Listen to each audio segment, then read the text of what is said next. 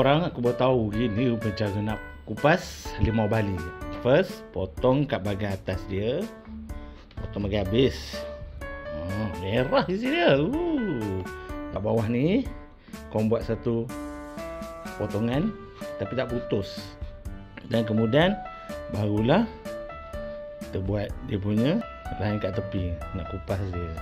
Dan kemudian kat atas ni kau buat senang untuk nak kupas nanti pada atas ni tau. Ni keras sikit ni, dah tua tu.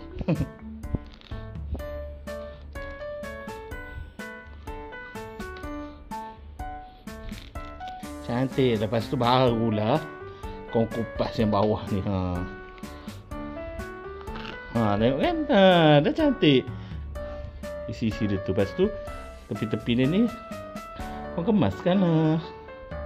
So nanti korang kena kerat sikit supaya senang nak dibuka. Kopak dia senang nampak. Dah jadi lebih mudah. So kita nak tengok isinya. Merah korang. Masam manis dia orang kata kalau yang merah ni. Kalau yang putih tu manis. Kalau merah dia masam manis. Tengok isi dia. Cantik kan?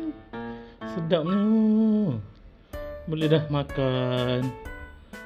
Selamat cuba.